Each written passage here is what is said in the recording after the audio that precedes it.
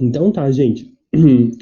Para começar, então, né, como sempre, eu gosto de trazer todos esses detalhes, então, né, sejam bem-vindos, então, a essa semana de lives que eu estou fazendo, né, já é a segunda semana, então, falta apenas, vamos ser só mais duas lives depois de hoje, né, só mais quinta e sexta, então, essa semana, falando sobre todos os detalhes sobre estudar direito no exterior, né. Aqui eu ajudo, então, advogados a fazerem mestrado, em direito no exterior com bolsa, e o episódio de hoje são os itens que você precisa saber, né, coisas indispensáveis para poder fazer mestrado no exterior em direito e com bolsa de estudos, né?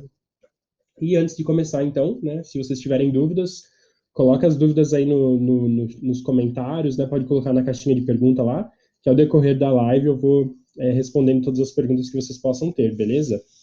Eu vi que a galera tá respondendo lá na caixinha de perguntas do Instagram sobre o horário das lives, né? E eu vi que a maioria das pessoas gostaria que eu fizesse as lives às 22 horas, então já estou me programando para que na próxima vez que eu vá fazer algum intensivo, assim, uma maratona de lives novamente, eu possa fazer nesse horário que a maioria das pessoas podem participar. Eu acho que isso vai ser bem bacana.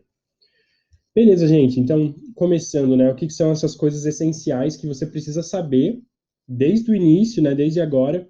Se você não sabe nada, se você, né, é a primeira vez que você está pensando em se preparar para um mestrado no exterior, ou se você já está, né, com a mala pronta para ir, eu acho que esses itens são úteis, né? São coisas que são importantes, sim, que vocês levem em consideração para que vocês possam, então, ter o melhor desempenho possível no processo de candidatura e ter uma visão global já, né, da sua candidatura. O primeiro passo, então, né, um dos itens importantes para se levar em consideração é que você precisa saber, né, que você vai participar de um mestrado em direito e logo, né, as questões principais que serão tratadas vão estar relacionadas a esse tema. E aí, por que eu falo sobre isso, né? O que acontece? Diferente de no Brasil, nos Estados Unidos, as aulas elas não são ensinadas como aqui, né, onde o professor geralmente faz uma aula expositiva, né? Lá, o padrão é o método socrático, né? Que seria aquele método onde o professor vai usar casos, né, para poder explicar o que ele quer explicar, de modo geral.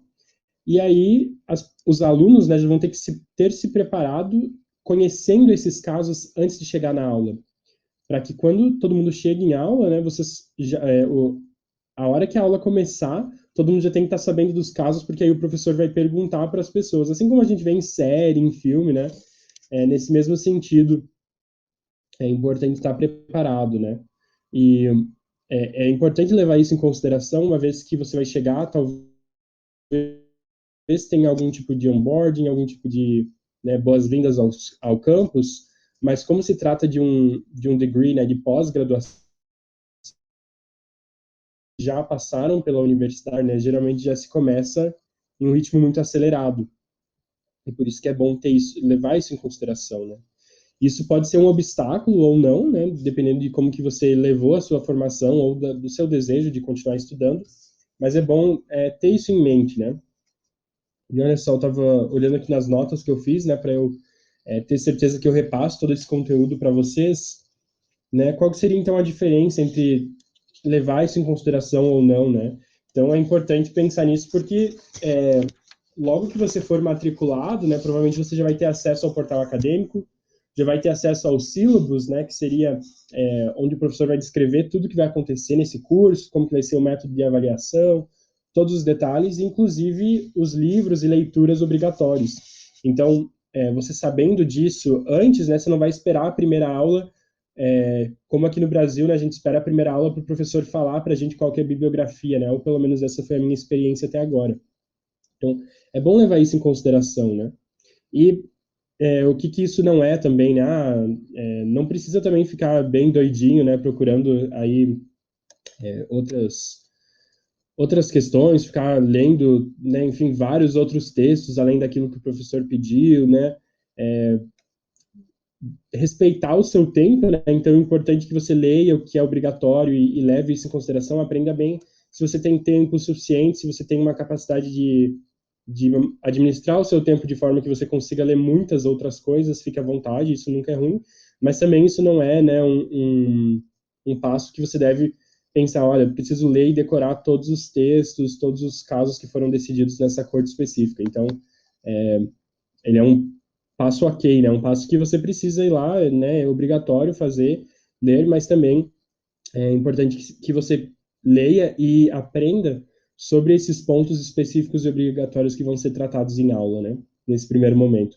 E é claro que o professor vai expandir isso em aula e vai dar outras leituras, então não se preocupem muito com isso, né? Alguns dias atrás na live eu tive a honra de ter a doutora Lara aqui, que fala muito sobre como que é a experiência dela como advogada no Canadá, tá sempre compartilhando muitos detalhes no Instagram.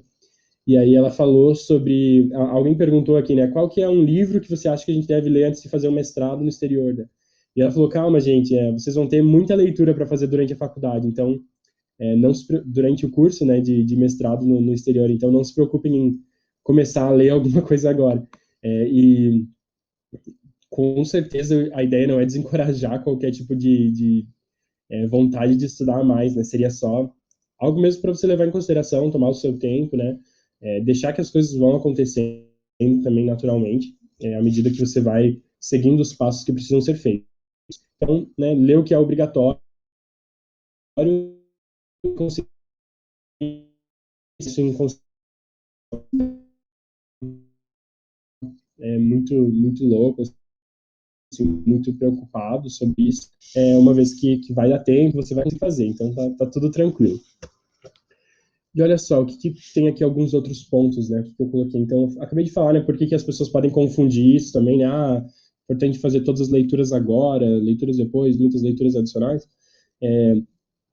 Existem alguns tipos diferentes de preparações que você pode fazer, né? Existem algumas pessoas que estão preparadas já para a educação no ensino de pós-graduação desde que são crianças, né? Então, os pais já passaram por esse ciclo, ou pessoas muito próximas, ou mentores muito próximos, então isso tudo parece muito natural, né? E aí quando você vê alguém falando sobre isso, parece que, nossa, está repetindo a mesma coisa.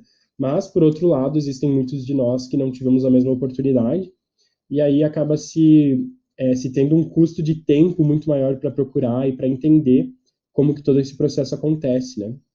E aí, é, pensando que eu sou uma dessas pessoas, né, que eu precisei dedicar esse tempo, né, eu também quero que as outras pessoas, embora eu quero que elas invistam tempo em aprender, eu quero que eu possa repassar já vários pontos, né, para que elas não precisem também perder tempo fazendo isso, né? Então eu quero otimizar o tempo de vocês da melhor forma possível.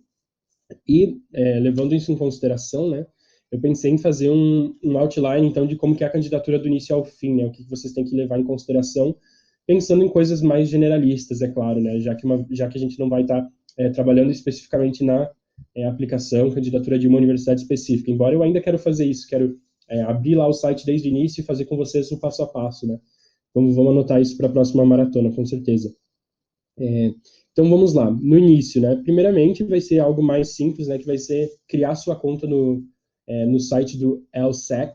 Então, eu já coloquei lá no meu feed algumas vezes, né? Falando sobre esse programa geral de admissões que existe, né? Então, a maioria das universidades dos Estados Unidos e várias de outros países tem um sistema para admissão que é unificado. Então, todas as pessoas que querem se inscrever para a Universidade de Direito nos Estados Unidos e em alguns outros países, elas podem fazer isso em algumas universidades diretamente na universidade, mas a maioria das universidades apenas aceita as candidaturas através desse portal.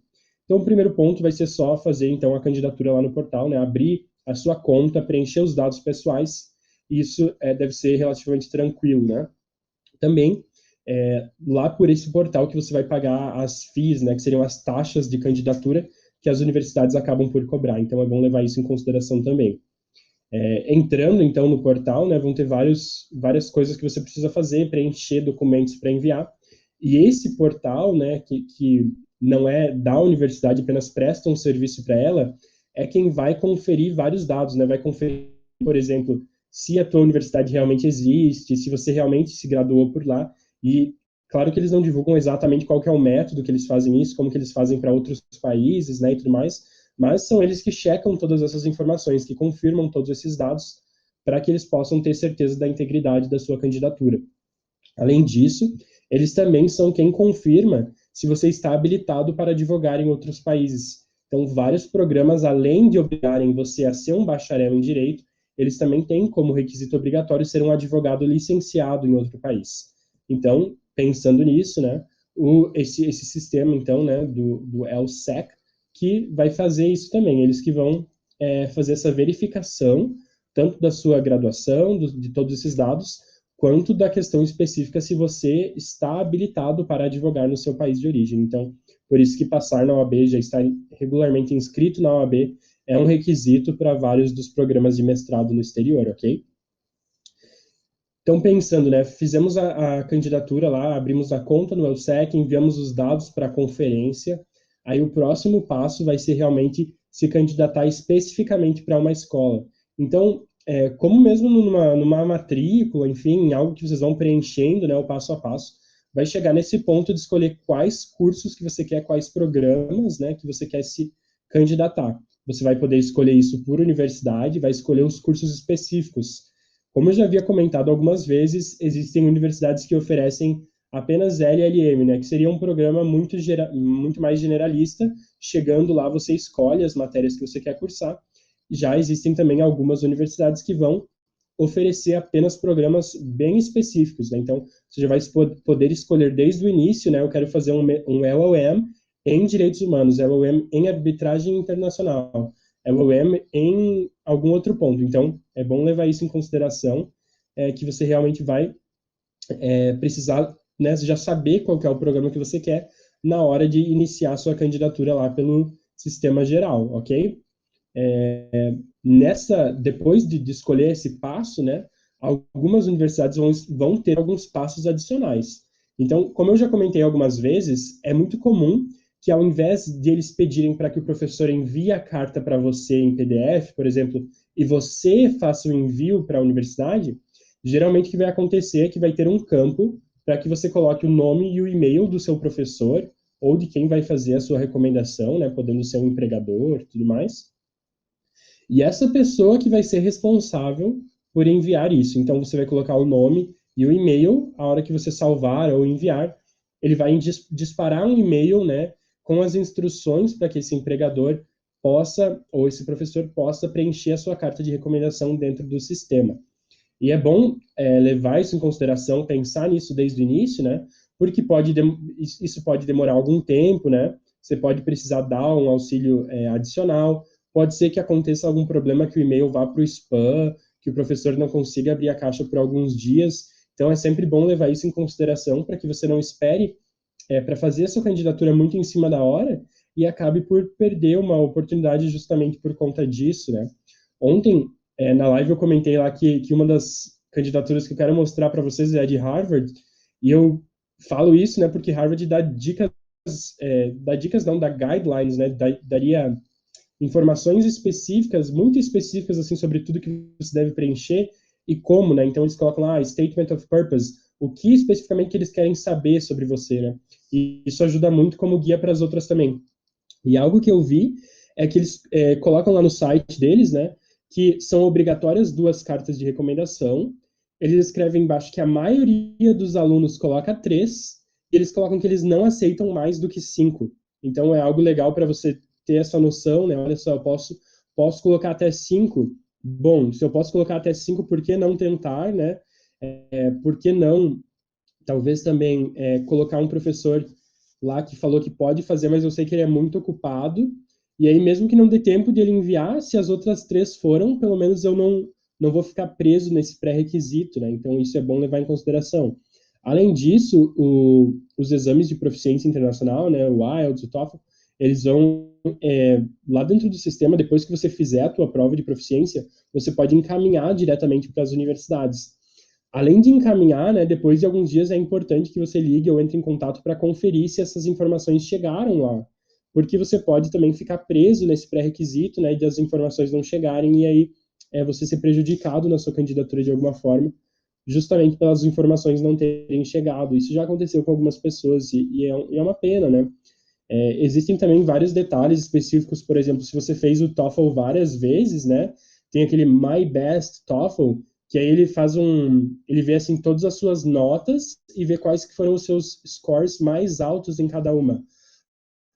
Harvard, por exemplo, não aceita o My Best Score, né? Você tem que fazer o mínimo aceitável em todas as áreas, né? No listening, no speaking, no writing e no reading, na mesma prova. Então, se você fez menos do que o limite em alguma prova, você vai ter que fazer ela de novo, né? Não adianta mandar o My Best Score, que eles já escrevem lá na hora de se candidatar que eles não vão aceitar isso. Então, são vários pontinhos para levar em consideração. Falamos, então, sobre abrir a conta no LSEC, falamos sobre como que acontece lá no início, né, a questão das credenciais, né, então já tem que estar pronto para enviar tudo isso digitalizado. Depois também falamos sobre escolher lá dentro do sistema o curso que você quer fazer, o mestrado, enfim, né, e também levar em consideração esses outros detalhes sobre a prova de proficiência, sobre a carta de recomendação do professor. E aí, chegando no próximo passo, alguns mestrados exigem entrevista, alguns não. Então, realmente vai depender muito, né, da universidade, do que eles escolhem, quantos alunos eles têm por ano, enfim, vários outros detalhes. E aí, chega na hora do final de fazer a submissão, geralmente só depois de preencher tudo que você precisa pagar a sua taxa. Então, é aí que você vai ter a questão de gerar a taxa, né, geralmente se paga com um cartão de crédito, para que você não precise tanto se preocupar em fazer uma transferência internacional, alguma coisa assim, mas geralmente nem libera outras opções a não ser o cartão de crédito. Outro ponto para ficar alerta, né, para levar em consideração que é importante ter o limite lá no cartão do valor da taxa em dólar no dia que você for fazer ela. Então, é algo para ficar alerta, com certeza, na hora que você for fazer a sua candidatura. Então, eu vou anotar aqui até para que eu faça esse compromisso com vocês, né, para em uma das lives que eu vou fazer no futuro às 22 horas, vamos fazer o LSEC passo a passo, né, para que eu possa entrar no site realmente e mostrar para vocês esse passo a passo. E também vamos lá no fazer Harvard mesmo, né, a candidatura de como que tem que mandar, como que funciona o passo a passo dentro do site, para que você possa se candidatar para um mestrado em Harvard. E assim, mesmo que vocês não pensem necessariamente não estejam considerando fazer um mestrado lá, né, essas questões elas são bem gerais, assim, então a maioria segue o mesmo padrão, né, não vai ter um problema se você aprender por um sistema ou por outro, tá? Porque elas geralmente vão seguir esses mesmos padrões, né? Como eu comentei, algumas pedem algumas coisas a mais, outras não, né? Como por exemplo, alguns já pedem que você seja um advogado inscrito e atuante, outras pedem entrevista e algumas não, mas enfim, esses são apenas detalhes, né? Também existem detalhes, é claro, quanto à prova de proficiência, algumas aceitam o Duolingo, o English Test, né, o DET, e as outras, às vezes, só aceitam especificamente a IELTS, ou só aceitam especificamente o TOEFL, ou aceitam vários também, então depende muito de universidade para universidade. Mas eu queria realmente passar esse overview, assim, para vocês terem noção, né, do início ao fim, o que acontece, quais que são os detalhes, o que precisa fazer.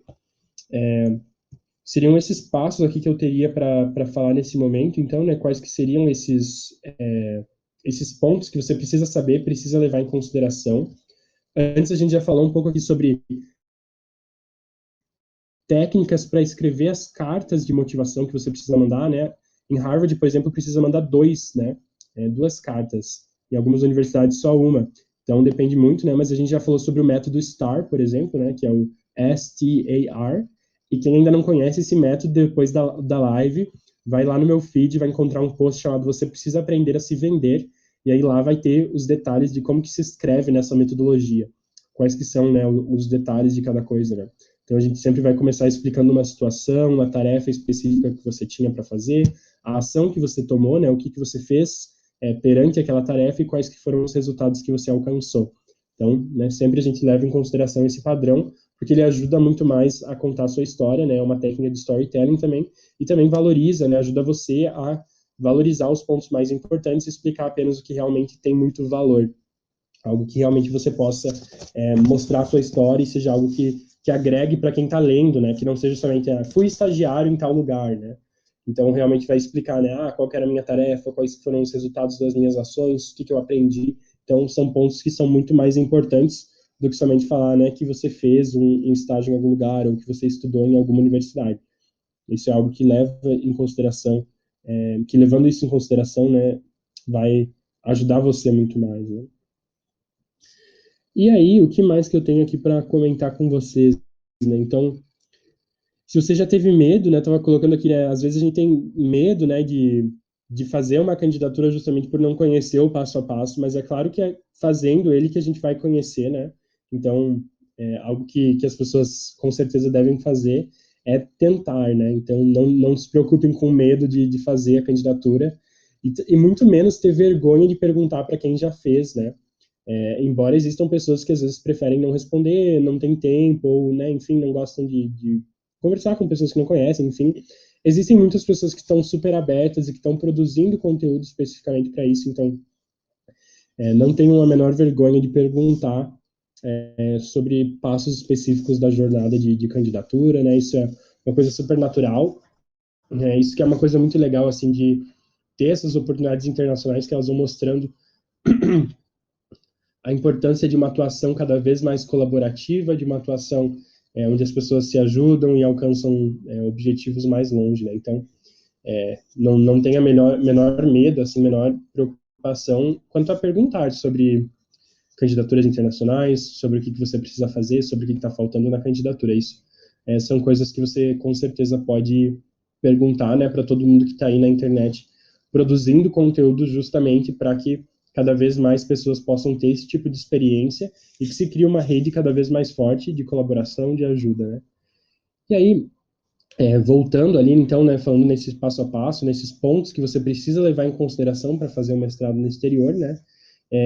Eu queria também comentar com vocês que é importante levar isso em consideração para que você já tenha essa visão geral, para que você não perca, então, tempo. E como eu já falei ontem, também não perca dinheiro, né? Às vezes a gente vai fazer tradução de documento que não precisa e tudo mais.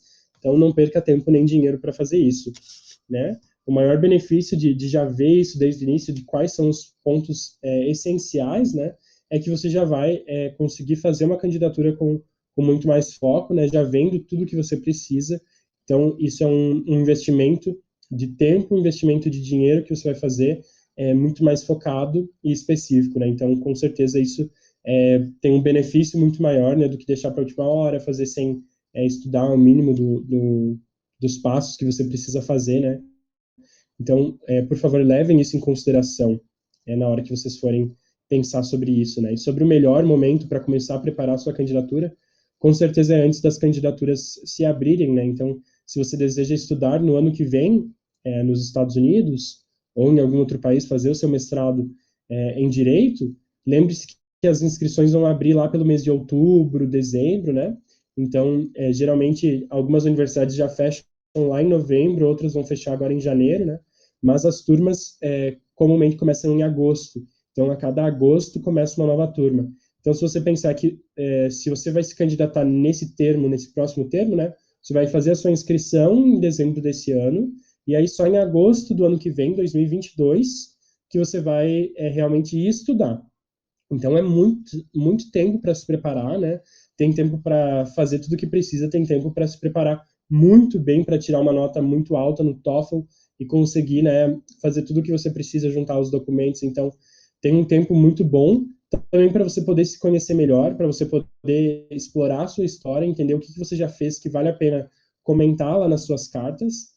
Também, é claro, um tempo para que você possa se preparar também para, né, enfim, todas as coisas nas questões financeiras também, né, conseguir uma bolsa de 90%, então ainda tem mais um tempo para você juntar dinheiro, fazer o que precisa para que você não perca essa oportunidade, né, não deixe para depois e não perca essa oportunidade de fazer. Então, tá anotado aqui, né, então logo vou marcar com vocês às 22 horas para a gente entrar no site e fazer o passo a passo, né, para que vocês possam conhecer esse passo a passo.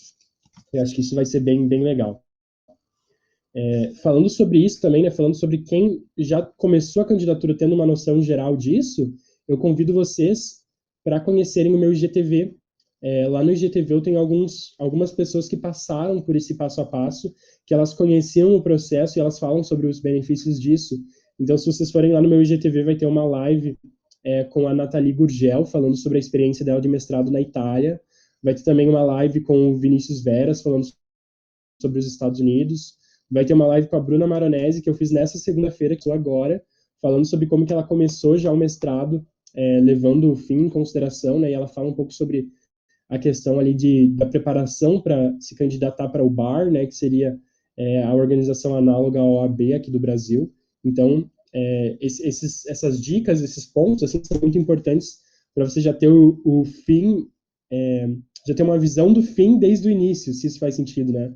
A ideia é que você consiga realmente entender desde o início do processo de candidatura qual que é o fim que você quer chegar, e para que você possa também curtir o processo, né, com menos ansiedade, menos estresse, já que você sabe o que vem em seguida, não é mesmo? E aí, né, você pode talvez estar pensando, né, não, mas eu não, né, vou me estressar muito se eu já souber tudo o que precisa fazer, enfim, mas leve em consideração que realmente vale a pena investir esse tempo agora para estudar o processo, né, já que você vai ter tempo para tudo isso. Ou ainda se você pensar, mas vai demorar muito, né, muita incerteza no país para eu fazer esse plano, né, pensa que mais ou menos 73% das pessoas que deixaram de estudar no exterior, como não fizeram disso uma meta, né, acabaram deixando para depois, desistiram disso. Essa pesquisa foi divulgada recentemente, eu compartilhei nos stories, né? Depois me chama no DM se você quiser saber mais sobre, para que eu possa te encaminhar os detalhes. Vamos lá, o que mais? Como que seria um jeito menos efetivo de fazer isso, né? Então, se você, por exemplo, quiser deixar para aprender tudo em cima da hora, com certeza isso vai ser um jeito menos efetivo, né? Vai gastar mais tempo e mais dinheiro. Então, né, não leve isso em consideração. Pense em se preparar desde já, né? O jeito certo, então, é levar realmente em consideração esse passo a passo que eu falei, né? Levar em consideração que você vai ter que se inscrever num site, preencher tudo lá, e quanto mais pontos você já souber sobre a sua candidatura, já estiver pronto, né? Isso vai acontecer muito rápido, você manda e fica livre, entre aspas, né? Fica sem se preocupar com o estresse adicional de ter que preencher, ter que enviar, e a única ansiedade que você precisa ter vai ser a de esperar o resultado chegar. Beleza? E aí, como que vocês podem começar isso agora, né? Então, quem já está acompanhando as lives aí desde a semana passada, já sabe, já começou a fazer a sua tabela lá, escrevendo os vários detalhes, né? Tudo que a gente já falou hoje já é live número 7 de 10, 8 de 10, né? Só falta quinta e sexta. Então, hoje já é a live número 8, né, da segunda semana. E aí, né, agora você vai conseguir olhar toda essa tabela, ver todos esses detalhes, né? E aí, quem sabe já seja uma boa hora para você fazer sua conta no LSEC, né? Então, LSAC, né? Já está na hora, já pode abrir essa conta, não tem problema nenhum, para você já ficar um pouco familiarizado com o sistema, já vai começar a receber os newsletters deles e tudo mais também, que vai ajudar você talvez até melhorar o seu inglês jurídico, né? À medida que você vai lendo artigos, matérias sobre detalhes em direito. Isso é o que eu queria recomendar para vocês, que vocês podem começar a fazer hoje, tá? Se você chegou até aqui nessa parte da live, eu acho que é porque você está gostando do conteúdo. Então, se você está gostando do meu conteúdo, né, não esquece de me seguir aqui no Instagram, ou para quem está vendo no YouTube, no Facebook, lá no Instagram, né, @klaus.lo. E também convido vocês para entrarem no meu grupo do Telegram, lá eu dou mais dicas, dou mais material, falando sobre como que vocês podem preparar essas candidaturas da melhor forma. Então, o link está na bio do Instagram, se você está vendo pelo Facebook ou pelo YouTube, está aqui embaixo também. No YouTube embaixo, no Facebook em cima, eu acho, né? Então, todos os detalhes ali sobre como que você entra no grupo do Telegram, né? Eu creio que tá tendo um material bem bacana lá e eu estou conseguindo colocar cada vez mais coisas, né? Então, o link está na bio. Obrigado, Davi, pela mensagem aí, obrigado pelo apoio sempre, viu? Amanhã, às 13 horas, temos live de novo, né? Nosso compromisso marcado todos os dias. Então, amanhã, quinta-feira e sexta, né? E aí acaba essa série, essa maratona de lives todo dia. E por hoje é isso, então, muito obrigado por terem ficado aqui até agora, por terem acompanhado até aqui, né? Um abraço e até a próxima aula. Nos vemos amanhã no mesmo horário. Tchau, tchau.